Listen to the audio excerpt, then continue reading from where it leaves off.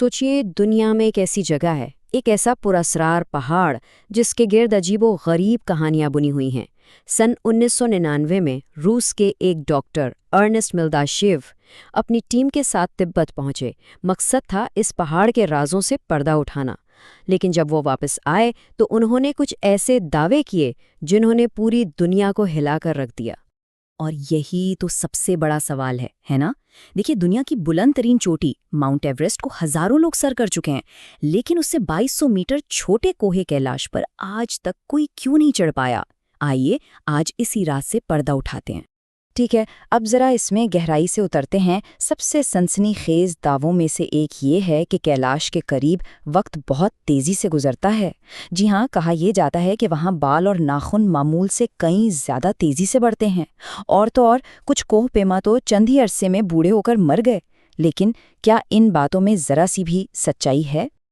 इन अजीबोगरीब दावों को समझने से पहले ये जानना बहुत ज़रूरी है कि आखिर ये पहाड़ इतना ख़ास है ही क्यों।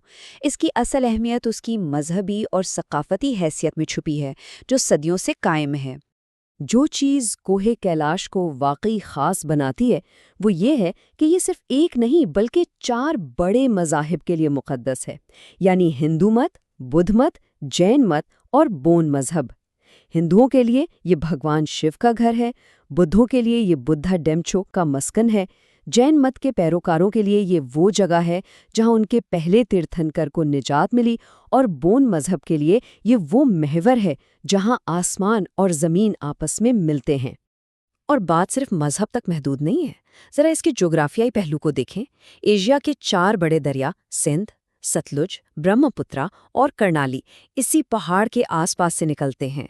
ये दरिया करोड़ों लोगों को पानी फराहम करते हैं, जो इसे पूरे खित्ते के लिए जिंदगी का एक अहम जरिया बनाता है। इस पहाड़ की पुरअसरारियत को और भी गहरा करती हैं उसके पास मौजूद 2 झीलें। एक तरफ है मानसरोवर झील, जिसका पानी मीठा और जिंदगी से भरपूर है, और दूसरी तरफ है राक्षस ताल, जिसका पानी खारा और बिल्कुल बेजान है। हैरत की बात यह है कि ये दोनों झीलें एक दूसरे के बिल्कुल करीब हैं, लेकिन इनमें इतना बड़ा फर्क क्यों है? ये वाकई एक कुदरती अजूबा है। तो अब जब हम इस पहाड़ की हकीकी अहमियत को समझ चुके हैं, आइए उन मशहूर अफसानों और दावों का जायजा लेते हैं जिन्होंने कैलाश को एक मौम्मा बना दिया है, और देखते हैं कि साइंस इस बारे में क्या कहती है।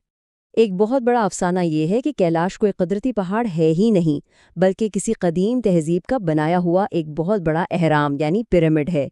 लेकिन हकीकत ये है कि इसके अहराम जैसी शक्ल बर्फानी दौर में ग्लेशियर्स के कटाव की वजह से बनी है। ये एक मुकम्मल तौर पर कुदरती अमल है, और आपको यूरोप में मैटरहॉर्न जैसे दूसरे पहाड़ों की भी ऐसी ही शक्ल मिलेगी। और इन 2 झीलों का क्या राज है? एक मुकद्दस और दूसरी शैतानी? नहीं, इसके पीछे भी एक साइंसी वजाहत मौजूद है। राक्षस ताल एक ऐसी झील है जिससे पानी बाहर नहीं निकलता। तो होता यह है कि बुखारात की वजह से पानी तो उड़ जाता है, लेकिन नमकियात और मादनियात वहीं रह जाते हैं, जिसकी वजह से वक्त के साथ साथ पानी खारा हो जाता है। बस इतनी सी बात है। तो उस टाइम मशीन वाले दावे का क्या? क्या कैलाश पर वक्त वाकई तेजी से चलता है? इसका सीधा जवाब है नहीं, बिल्कुल नहीं। इस बात का कोई साइंसी सबूत मौजूद नहीं है। वक्त के तेजी से गुजरने के तमाम दावे सिर्फ और सिर्फ एक ही जरिए से आते हैं, डॉक्टर मिल्दाशेव, जिनकी अपनी साख्त कहना पड़ेगा कि इंतहाई मशकूक है। तो ये डॉक्टर मिल्दाशेव आखिर थे कौन? वो कोई फिजिक्सदान या माहिर अर्जियात नहीं थे, बल्कि आंखों के सर्जन थे।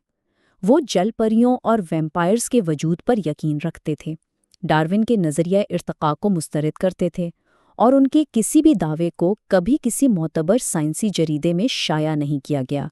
ये पसे मंज़र उनके दावों की हकीकत को काफ़ी हद तक वाज़ह कर देता है।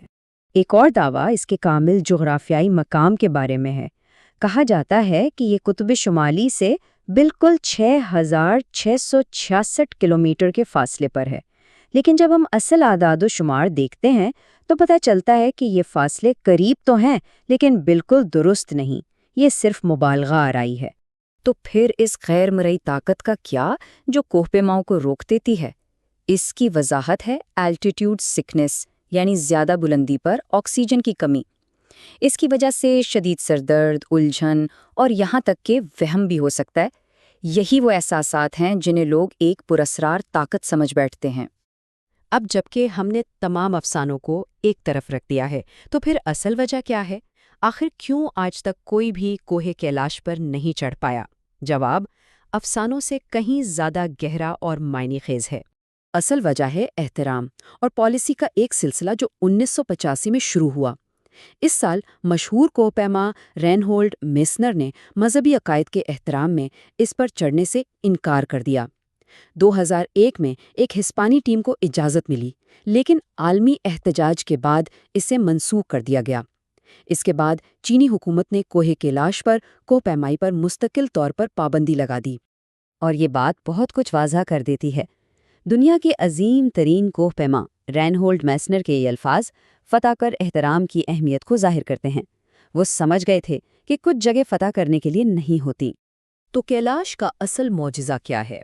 یہ کوئی مافوق الفطرت طاقت یا خلائی مخلوق کی بنائی ہوئی چیز نہیں ہے۔ اصل معجزہ کچھ اور ہی ہے۔ اصل نقطہ یہ ہے، کیلاش کا اصل عجوبہ یہ ہے کہ پوری انسانیت نے مل کر یہ فیصلہ کیا کہ اس جگہ کا احترام کیا جائے گا۔ کوہ پیماؤں سے لے کر حکومتوں تک سب نے اس بات پر اتفاق کیا کہ اس مقدس مقام کو فتح نہیں کیا جانا چاہیے۔ اور یہی سب سے اہم سبق ہے جو ہمیں اس کہانی سے ملتا ہے کہ کچھ چیزوں کی قدر ان کو فتح کرنے میں نہیں بلکہ ان کا احترام کرنے میں ہے۔ تو آخر میں یہ تجزیہ ہمیں ایک گہرے سوال کے ساتھ چھوڑ جاتا ہے۔ ایک ایسی دنیا میں جو ہمیشہ کامیابی اور فتح کے پیچھے بھاگتی ہے، کسی چیز کا صرف احترام کرنے کے لیے اسے چھوڑ دینے میں کیا قدر پوشیدہ ہے؟